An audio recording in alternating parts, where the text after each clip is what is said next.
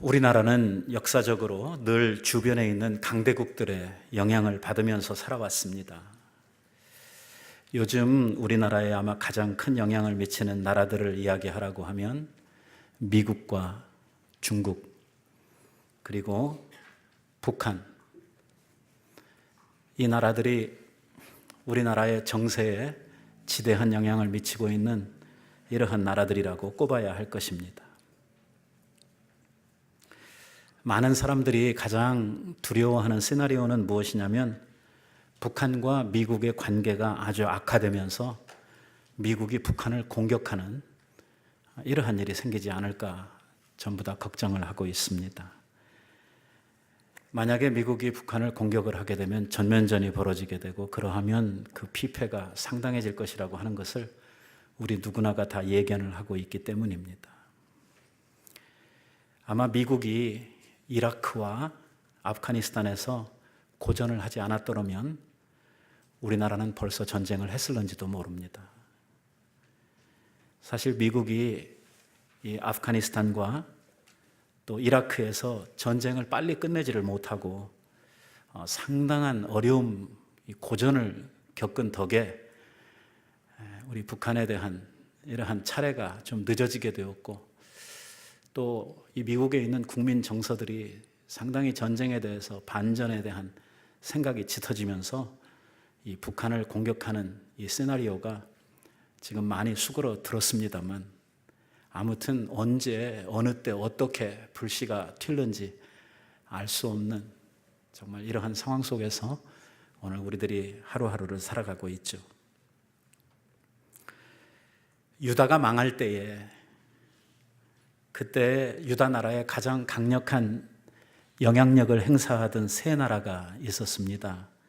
하나는 아수르였고 다른 하나는 애굽이었고 세 번째 나라가 이제 막 머리를 치켜든 신흥 제국인 바벨론이라고 하는 이러한 나라였습니다. 아마 이때까지만 해도 사람들이 바벨론이 세계의 패권을 쥐는 이러한 가장 강력한 국가를 이룰 것이라고 생각하는 사람들은 없었습니다. 그때까지만 해도 세계의 가장 큰 강국은 아수르였고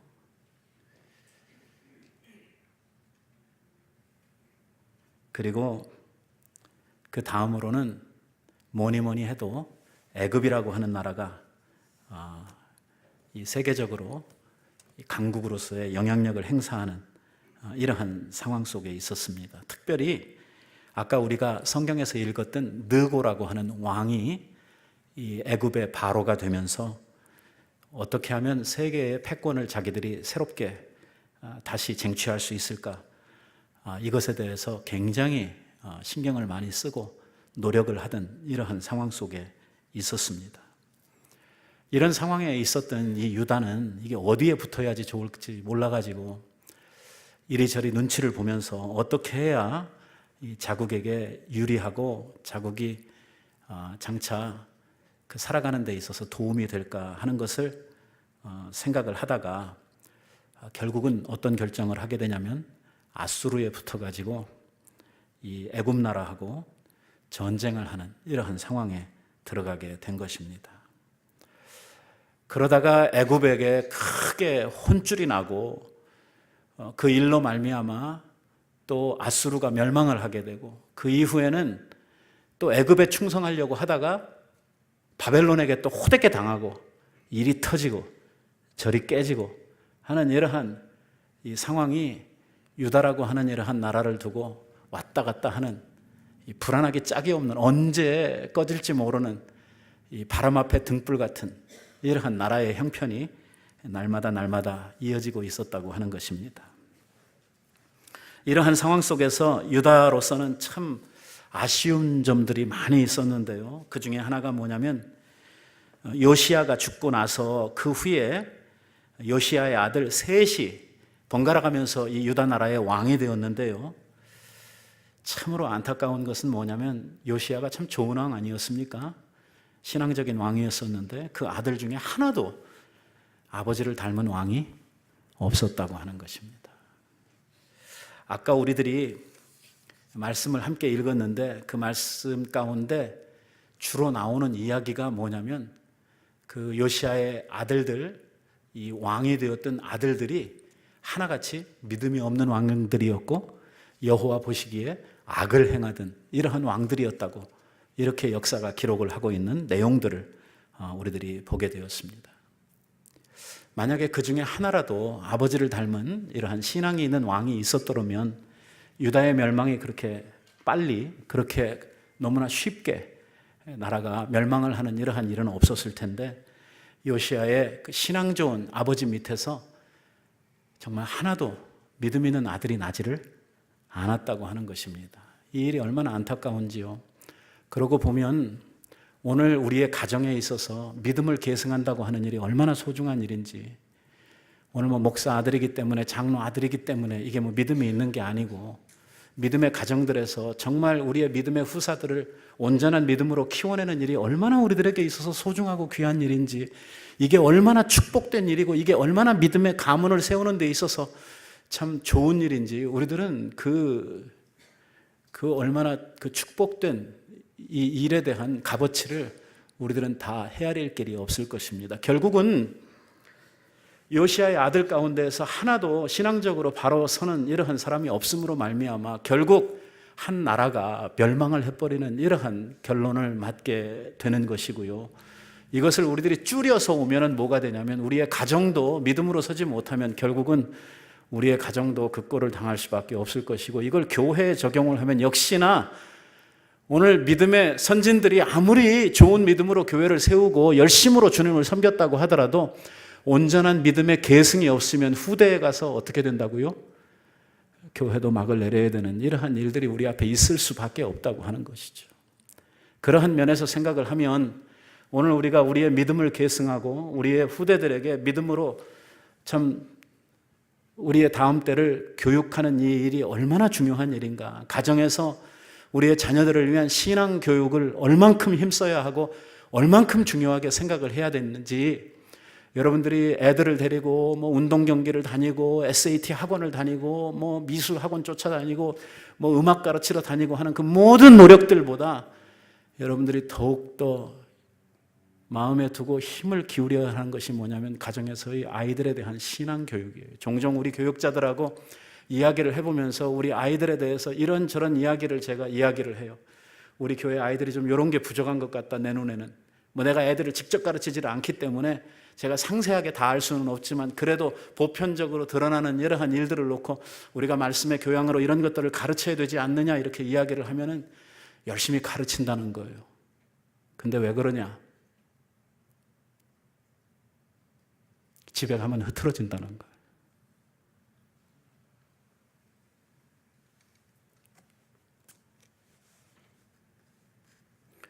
여러분들을 책망하려고 이 말씀을 드리는 것이 아니라 오늘 여러분들이 여러분들의 가정에서 여러분들의 자녀들을 믿음 안에 세우는 일은 여러분들의 가문을 세우는 일이고 여러분들의 자녀를 축복의 반석 위에 세우는 일인 줄로 믿으시기를 바랍니다.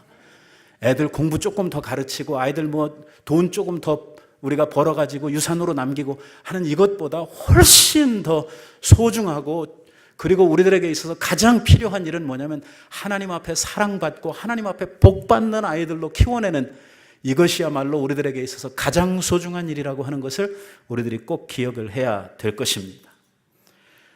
오늘 유다의 마지막 왕들의 역사를 우리들이 이렇게 살펴보면 정말 마음이 아픕니다. 오늘 정말 이 왕들의 이름이 그렇게 중요한 것은 아닌데요, 이 왕들에 대한 이름과 그들이 왕이 될 때의 나이, 얼마 동안 그 나라를 치리했는지 이러한 일들에 대해서 쭉 이야기를 하면서 중간중간에 그 왕들에 대한 평가가 나와요.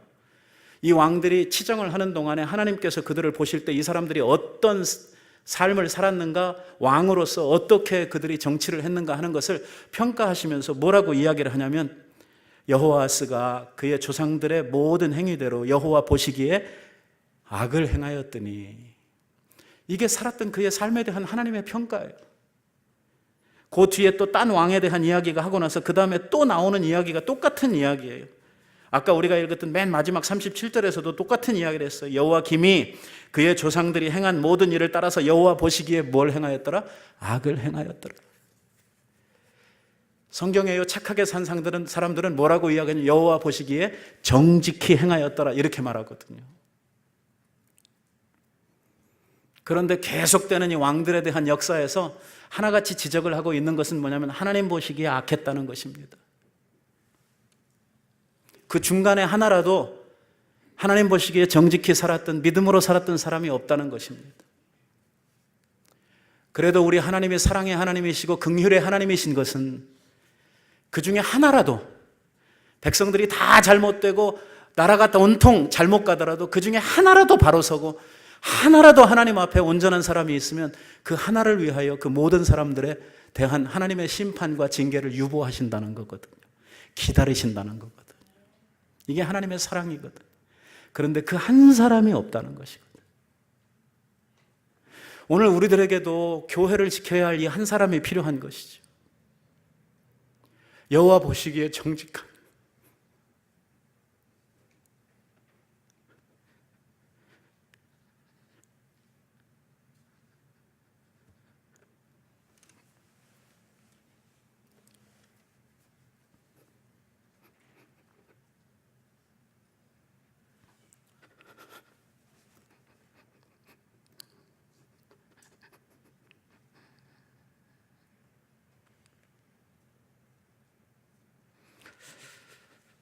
죄송합니다.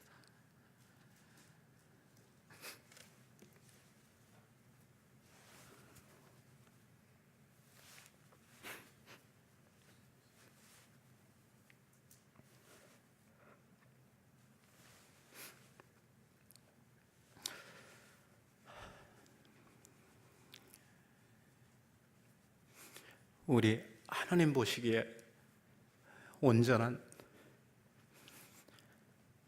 한 사람만 있어도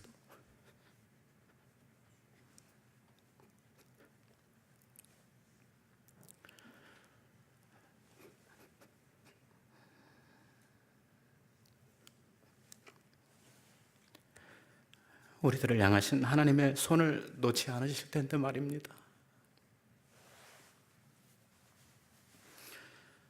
소돔과 고모라가 멸망을 할 때에 그 성에서 의인 한 사람을 찾지를 못해서 노아의 시대에 그 시대가 멸망을 할 때에 하나님이 지은 세상 가운데서 하나님 보시기에 온전한 믿음을 가진 사람을 찾을 수가 없었습니다.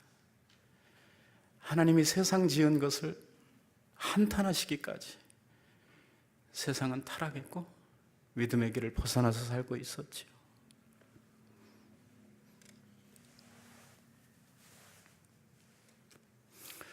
애굽 왕과 전쟁을 한 사람은 요시야였습니다. 그 믿음의 왕이었던 요시야가 애굽 왕과 전쟁을 했지요. 지난주일에도 말씀을 드렸다시피 이 믿음의 왕인 요시야가 왜 갑자기 자기 나라 전쟁도 아닌 남의 전쟁에 끼어들어 가지고 패전을 함으로 말미암아 엄청난 부채를 유다에 남기고 그 쓸데없는 전쟁을 해가지고 나라의 운명에 엄청난 손실을 끼쳤는가 하는 이것이 참 의문에 남는 이러한 일입니다. 아마도 요시야의 생각에는 세계적으로 가장 강력한 국가였던 이 아수르의 눈치를 보고 사는 것이 훨씬 더 자기들로서는 이롭다고 생각을 한 것 같습니다. 그래서 요시야는 누구에게 부탁을 받지도 않았는데 요시야는 아수르에게 잘 보이려고 참전을 해가지고 아수르를 위해서 싸우다가 결국은 애굽에게 패전을 당하게 되고 이 애굽으로부터 참 엄청난 이러한 전쟁의 대가를 치르게 되도록 되어져 있죠. 그리고 그 전쟁에서 불행하게도 이 위대한 사람 요시야가 전쟁에서 죽게 되는 것입니다. 오늘 우리가 위정자들을 위해서 기도해야 될 이유가 여기에 있습니다. 왜냐하면 왕이나 대통령 같은 이러한 나라를 책임진 위정자들이 한번 생각을 잘못하게 되면 그 피해가 온 나라에 엄청나게 미쳐지게 되는 것입니다. 아니, 나쁜 위정자들이나 위정자들의 현저한 이러한 실수 같은 것이 생겨나게 되면 그 한 사람의 실수는 그 한 사람의 실수로 끝나는 것이 아니라 온 백성들의 고통으로 남도록 되어져 있고, 악한 이러한 위정자들이 나오면 결국은 우리 백성들이 편안한 삶을 살아갈 수가 없도록 되어져 있는 것입니다. 오늘 우리들이 정치하는 사람들을 위해서 기도해야 될 이유는 그것입니다. 그들이 신자라서, 그들이 신자가 아니라서 그런 문제가 아니고, 오늘 우리들은 그들이 자기의 자리에서 선한 정치, 바른 정치를 함으로 말미암아 온 백성들이 평안한 가운데 살 수 있도록, 그렇게 평안한 삶을 위해서 우리들이 기도해야 될 이유가 있는 것이지요. 요즘 돌아가는 전국을 바라보면 정말 한심스럽고 우리의 마음이 막막한 이러한 느낌을 여러분들께서도 받으실 것입니다.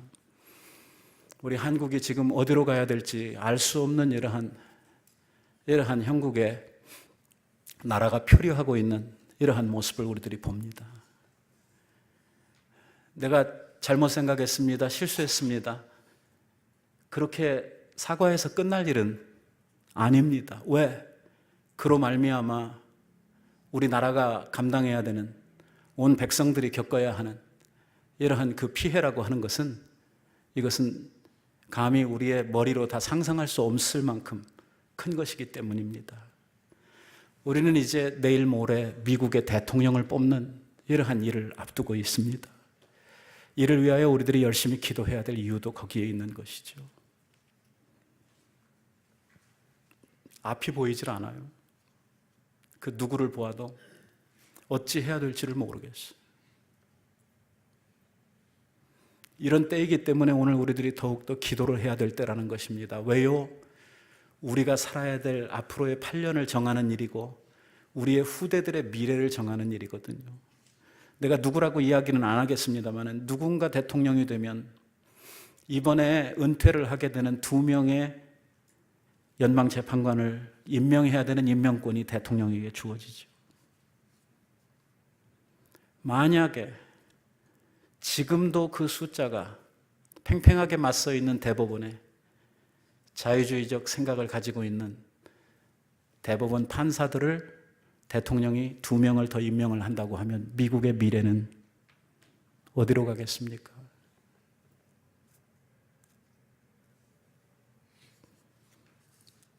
이 말씀을 보면서 그런 생각을 하는 것입니다. 나라라고 하는 것은 혼자 할 수 있는 것도 아니고 모두가 다 힘을 실어줘야 하고 함께 해야 되는 것인데, 요시야 같은 이러한 믿음 좋은 왕이 생겼을 때에 온 나라가, 온 백성들이 함께 기도해 주었다면 얼마나 좋았을까. 오늘 그에게 지혜를 달라고, 그가 허튼 생각, 허튼 결정하지 않도록 하나님께서 그의 생각의 고삐를 붙들어 달라고 하나님 앞에 이렇게 기도했더라면 얼마나 좋았을까. 그러면 그렇게 허망하게 요시야가 쓸데없는 전쟁에 나가가지고 그렇게 비운에 죽어가는 이러한 일은 없었을 텐데, 요시야의 치정의 그 기간들이 조금 더 늘어나게 되고 그동안 자녀들이 조금 더 훈련을 받았더라면 얼마나 좋았을까 하는 이러한 생각들을 그냥 끊임없이 꼬리를 물고 우리들이 할 수밖에 없도록 되어져 있는 거예요. 요시야 한 사람 열심히 뛰었습니다마는 그를 붙들어 줄 사람도, 그들을 위해서 기도해 주는 사람도 없었다고 하는 것입니다. 그러다 보니까 요시야가 순간 착각하면서 엉뚱한 결정을 하게 되고, 그로 말미암아 나라는 망국의 길을 걸어가게 되는 것이죠. 요시야에게는 원래 4명의 아들이 있었습니다. 그 아들들의 이름은 요하난, 여호야김, 시드기야, 살룸이라고 하는 이 왕자들이 있었어요. 요시야가 전쟁에서 죽어버리고 나니까 유다 백성들이 그 죽은 왕을 대신해서 이 왕의 아들들 중에서 맏아들이 되는 이 살룸이라고 하는 이 왕을 왕으로 세웠습니다. 이 살룸이라고 하는 왕은 왕으로 세울 때 그의 이름을 여호아스라고 불렀지요. 요하난이라고 하는 왕자는 나중에 아예 이름이 나오질 않기 때문에 어떻게 됐는지 알 수가 없고, 살룸보다는 여호야김이 분명히 형이었습니다. 그런데도 불구하고 유다의 장로들이 형을 제쳐놓고 동생인 살룸을 왕으로 세운 것입니다. 아마도 유다의 장로들의 생각에는 동생이었던 살룸이 형들보다 좀 더 똑똑하고 이 나라를 맡길 만한 제목이다 생각이 들어서 이 살룸을 왕으로 세웠는지 모르겠습니다. 하지만 중요한 것은 뭐냐면 하나같이 오늘 성경이 지적을 하고 있는 대로 온전한 아들, 신앙에 있는 아들이 없었다고 하는 것입니다. 이 살룸이라고 하는 왕, 그러니까 여호아스라고 이름을 하고 있는 이 왕이 여호와 보시기에 악한 자였다고 이렇게 이야기를 평가를 하고 있는 것입니다. 오늘 우리들이 생각하기에는 악하다 그러니까 이놈이 무슨 나쁜 짓을 하고 다닌다 그런 뜻으로 우리가 받아들이기가 쉬운데, 성경에서는 악하다 이렇게 이야기를 할 때 무슨 걔가 도둑질하고 무슨 댕기면서 막 이렇게 깡패처럼 이렇게 하고 다녀서 이게 나쁘다 이렇게 말을 하는 것이 아니라, 성경에서 악하다 이렇게 표현을 하는 것은 뭐냐면 쉽게 말하면 믿음이 없다 그 말입니다. 믿음이 없는 게 뭡니까? 악한 겁니다. 믿음 없이 사는 삶이 악인의 길을 걸어가는 것입니다. 하나님은 그렇게 보십니다.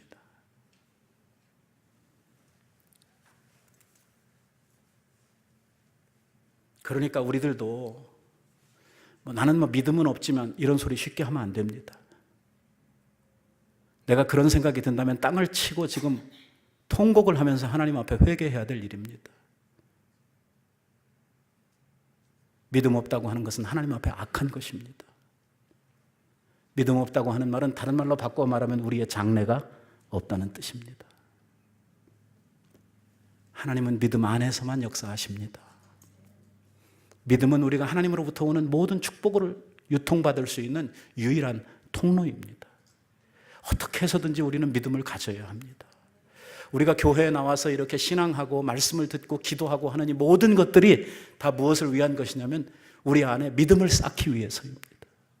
믿음을 훈련하고 우리 안에 더 좋은 믿음을 가짐으로 말미암아 하나님 앞에 더 능력 있는 역사하는 이러한 신앙을 가진 사람, 하나님 보시기에 선한 삶을 사는, 정직한 삶을 사는 사람들이 되기 위해서, 그러므로 말미암아 하나님의 은총 가운데, 하나님 주시는 축복 가운데 우리들이 살기 위해서 오늘 이렇게 우리들이 주님을 찾고 있는 것입니다. 그래서 하나님 앞에 믿음으로 살 수 있도록 우리들에게 믿음을 달라고 우리는 하나님 앞에 기도해야 됩니다. 성경은 구약에서도 신약에서도 끊임없이 우리들에게 외치는 것이 무엇이냐면 의인은 오직 믿음으로 말미암아 산다는 것입니다. 의인이 누굽니까? 하나님의 백성, 오늘 하나님을 신앙하는 모든 사람들은 뭘로 사는 거냐면 믿음으로 사는 것입니다. 믿음 없는 삶은 하나님이 인정하시지 않는 삶이고, 믿음이 없는 삶은 하나님 보시기에 악한 삶이라고 이렇게 말씀을 하고 있는 것이죠. 유다의 장로들은 살룸이 형들보다 똑똑하다고 해서 왕으로 세웠지만 이 사람은 하나님 보시기에 악한 사람이었고, 다시 말하면 믿음이 없는 사람이었고, 결국 믿음이 없는 사람이기 때문에 하나님의 뜻을 행할 수 있는 사람은 아니었다고 하는 이러한 말입니다. 여러분, 여기에서 중요한 사실이 하나 있습니다. 그게 뭐냐면 유다의 왕들의 역할입니다. 유다의 왕들은 뭐 하는 사람들이냐 하는 것이죠. 이스라엘의 왕들은, 유다의 왕은 다른 열국의 왕들과는 근본적으로 다른 왕입니다. 성격이. 다른 나라의 왕들은 자기의 힘과 권력을 가지고 왕권을 자기 스스로 만들어가지만 이스라엘 나라의 왕은요 따로 있습니다. 우리가 잘 아는 대로 이스라엘 나라, 이 유다 나라의 왕은 누구십니까? 하나님이십니다. 하나님 나라입니다. 하나님이 왕이셔요. 왕이 따로 필요 있습니까? 없습니다. 그런데도 하나님께서 이스라엘 가운데, 유다 가운데 왕을 두신 것은 뭐냐면 하나님께서 자기를 대신해서, 왕이신 당신을 대신해서 이스라엘 백성들을 하나님의 뜻에 맞도록 그들을 인도해가는 어떤 왕을 두신 거냐면 목자와 같은 왕을 두시는 것입니다. 하나님의 뜻을 전달하고 하나님의 뜻대로 그들을 인도해가는 목자와 같은 왕입니다. 주인은 따로 있습니다. 목자는 그 양들을 지키고 그 양들을 인도하는 역할을 하는 것입니다. 바로 유다의 왕들은 그런 왕들이었습니다. 그 나라의 백성들이 자기 게 아니에요. 그 나라의 백성들이 자기를 위한 백성이 아닙니다. 그 백성들은 하나님 나라의 백성들이고 그 나라는 하나님의 나라입니다. 그 왕들은 하나님을 대신해서 백성들을 인도하는 목자로 하나님 앞에 서 있는 것입니다. 그러니까 목자들이 해야 될 일은 무엇이냐면 백성들이, 양들이 먹을 수 있는 풍성한 꼴이 있는 하나님의 말씀 가운데로 그들을 인도하는 일입니다. 말씀 가운데로 인도하고 하나님 품에 있도록, 양들이 주인이신 하나님의 품 안에 있도록, 여호와는 나의 목자시니 오늘 그 양들이 여호와의 품 안에 살도록 그들을 인도하는 목자가 바로 누구냐면 이스라엘의 왕입니다. 백성들이 하나님 앞에 나와서 하나님의 말씀 듣고 하나님과의 관계를 새롭게 하기 위해서 제사를 통해서 날마다 그의 마음들을 새롭게 하고 하나님과의 두터운 이러한 유대 관계를 그들이 이 관계를 잘 지켜나가면 그 백성들은 하나님 앞에 무한한 복을 얻는 것입니다. 이게 바로 믿음이 있는 왕들이 해야 될 일이거든요. 그러니까 하나님의 말씀 듣고 제사를 통해서 하나님 앞에 새롭게 되는 이러한 영혼의 길을 열려고 하면 뭐가 필수적이냐면 성전 기능을 회복하는 일이 왕에게 있어서 필수적인 일입니다. 왜? 성전의 기능이 회복되어야 제사가 있고 제사가 있어야 회개가 있고 회개가 있어야 그 다음에 하나님의 가르침이 오고 이게 다 그렇게 흘러가는 것이거든요. 성전의 기능이 스탑되게 되면 그 다음부터는 아무것도 안 되거든요. 그러니까 좋은 왕들이 하나같이 하는 일들이 뭐냐면 우상을 타파하고 오늘 하나님의 전의 기능을 회복하는 일을 선한 왕들이 다 했던 거예요. 그 일에 이 왕들이 정말 전심을 다해서 그 일을 섬겼던 이유가 바로 거기에 있는 것입니다. 그런데 여호와스라고 하는 이 왕은 그러질 못했다고 하는 것입니다.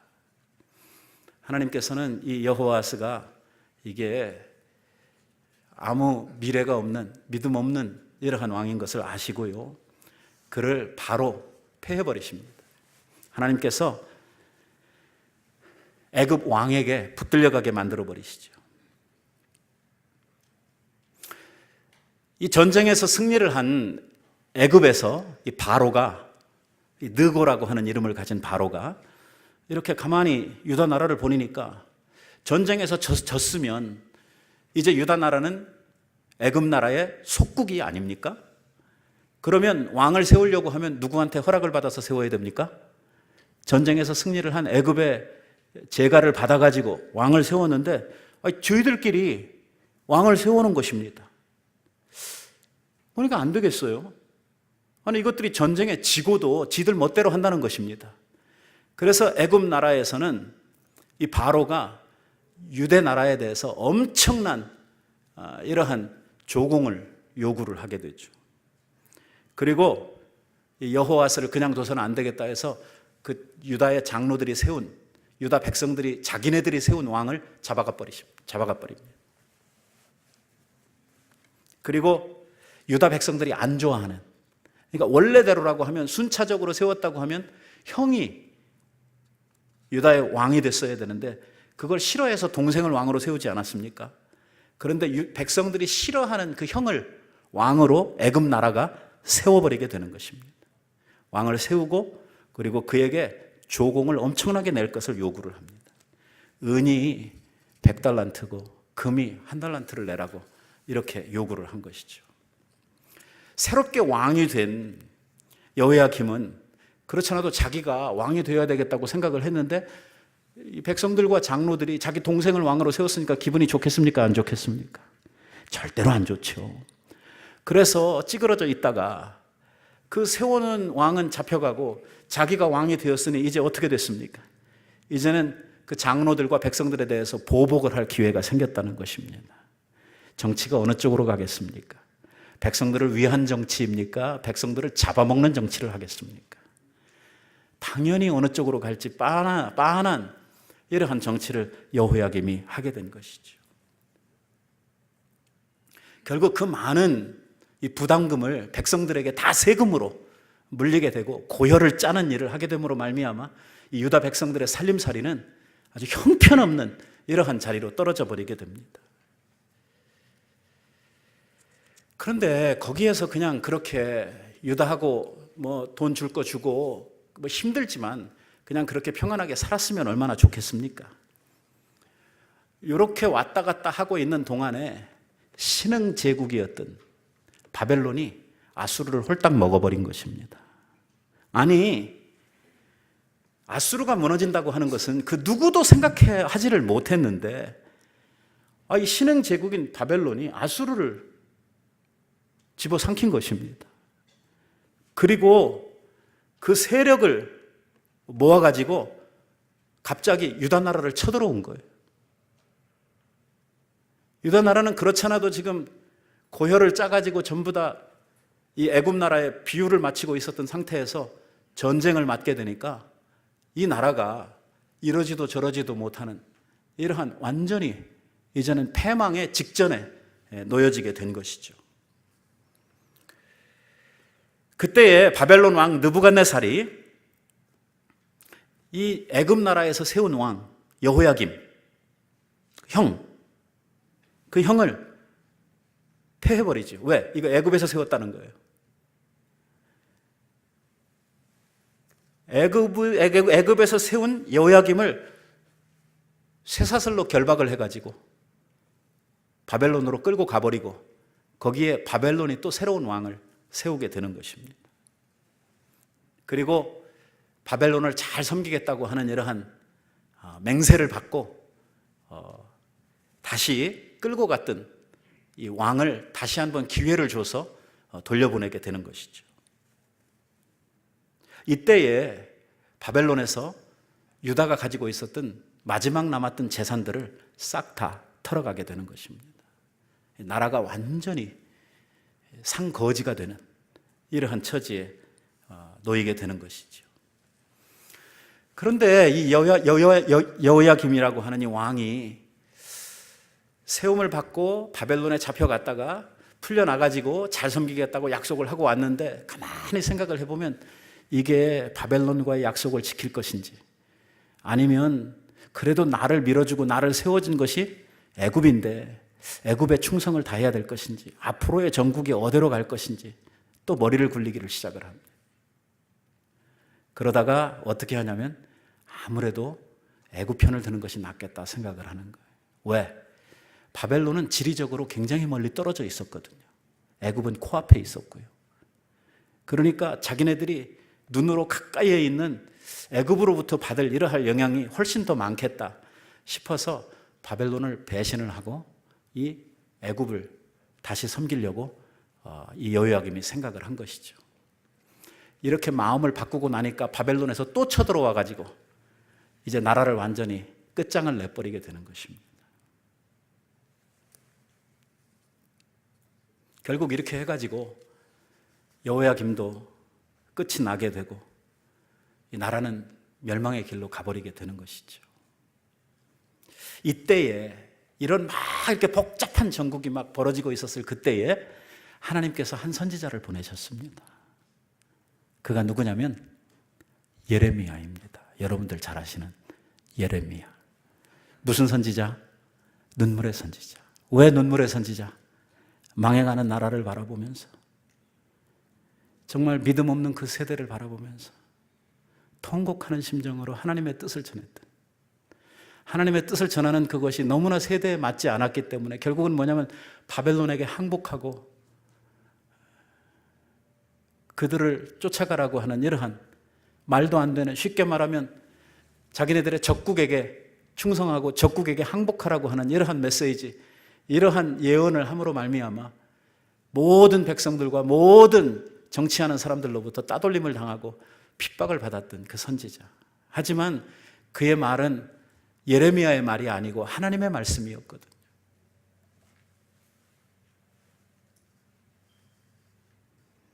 결국 하나님께서 말씀하신 것은 뭐냐면 너희들은 이제 끝났고 결국은 바벨론에 항복해서 가서 포로 생활하라는 거거든요. 잘못했으니까 벌 받으라는 것입니다. 너희들이 항복하고 그냥 가면 사람들이 죽는 인명피해는 없을 것이라는 거예요. 그런데 끝까지 버티죠. 그러므로 말미암아 결국 바벨론과의 전쟁에서 엄청난 사람들이 죽음을 당하는, 나라가 망하는 건 기정사실인데 망하는 과정에 있어서 나라가 완전히 재정적으로도 거덜나고 인명적으로도 엄청난 피해가 생기는 이러한 결과를 맞이하게 된 것입니다. 성경에 보면은요, 여호야김이라고 하는 왕이 어떻게 죽었는지 말이 없습니다. 그런데 예레미야에 보니까 이 여호야김이 죽었을 때에 그의 시체를 성문 밖에 던져놓고 아무도 그를 위해서 애곡하는 사람도 없었다고 이렇게 이야기를 하고 있습니다. 이것을 보면 그 왕은 아마 죽었을 때에 장사도 제대로 지나지 못하는 이러한 최후를 맞이한 것으로 생각이 됩니다. 이제 마지막으로 요시아의 아들 가운데 시드기야가 왕이 되었는데 이 아들도 믿음이 없는 왕이었다는 것입니다. 결국은요, 바벨론에게 두 눈이 뽑혀가지고 쇠사슬에 묶여서 끌려가는 이러한 최후를 맞이하게 되죠. 오늘 우리들의 이 많은 이야기들, 이 정말 복잡한 전국에 대한 이야기들을 들으면서 우리는요, 한 가지 사실을 생각을 하게 됩니다. 결국 하나님의 백성들은요, 성전이 살아있어야 신앙이 살고 신앙이 살아야 하나님의 은총이 임한다는 것입니다. 결국 그들을 신앙으로 이끌어줄 왕들도 선지자들도 사라지고 악한 자들이 그 자리를 대신하게 되고 성전 기능이 막히게 되면 그 나라도 그 백성도 다 끝나버린다고 하는 것입니다. 결국 유다의 종말에는 이 여러 가지가 하나로 딱 묶어져서 나타나게 되는 이러한 현상이 벌어지고 만 것이죠. 오늘 우리들은 알아야 됩니다. 하나님은 소멸하시는 불이십니다. 하나님은 진노의 하나님이시라고 말합니다. 하나님의 백성들을 향한 질투가 끝이 없으십니다. 하나님은 오늘 우리가 하나님만 사랑하기를 원하십니다. 마음을 다하고 뜻을 다하고 정성을 다해서 목숨을 다해서 하나님 사랑하기를 원하시죠. 왜 그렇게 원하시느냐? 하나님이 우리를 그렇게 사랑하시기 때문이시죠. 우리를 얼만큼 사랑하시는지, 당신의 목숨을 주시기까지 우리를 사랑하시기 때문에 당신을 사랑하는 자들이 당신을 향해서 같은 사랑으로 나아오기를 바라는 것이죠. 우리가 남녀간의 사랑을 해도 마찬가지 아닙니까? 우리가 누군가를 막 목숨을 다해서 정말 내 온 마음을 다해서 사랑하는데 그 사람이 딴 사람 사랑하면 어떻겠습니까? 죽이고 싶도록 미울 거 아닙니까? 그 사랑을 누구하고 나누고 싶겠습니까? 자기가 누군가를 막 엄청나게 사랑한다고 하면 그 사람이 막 여기 가서 이 사람도 사랑하고 저 사람도 사랑하고 그러는데 그걸 가만히 앉아서 보고 있을 이러한 사람이 누가 있겠습니까? 하나님은 우리를 너무너무 사랑하시기 때문에 우리들을 향한 하나님의 사랑은 도저히 헤아릴 수도 없을 정도로 그냥 한마디로 목숨을 내놓기까지 우리를 사랑하셨기 때문에 오늘 하나님도 우리들을 향해서 그러한 사랑을 요구하시는 거예요. 나를 그렇게 사랑하라는 것입니다. 그렇게 사랑해 달라는 거예요. 주님과 이러한 사랑의 관계 속에 들어가면 오늘 우리의 삶은 장밋빛 동산입니다. 하나님의 사랑을 받는다는 것이 무엇인지, 하나님의 은총 가운데 있다고 하는 것이 얼마나 복된 것인지 우리는 그 깊이와 넓이를 알 수조차 없습니다. 하지만 우리들이 하나님의 사랑에서 벗어날 때에, 우리가 하나님의 사랑을 배신할 때에 어떤 일들이 벌어지는지, 하나님은 사랑을 배신하는 자들을 향해서 진노하시고 질투하신다고 하는 것입니다.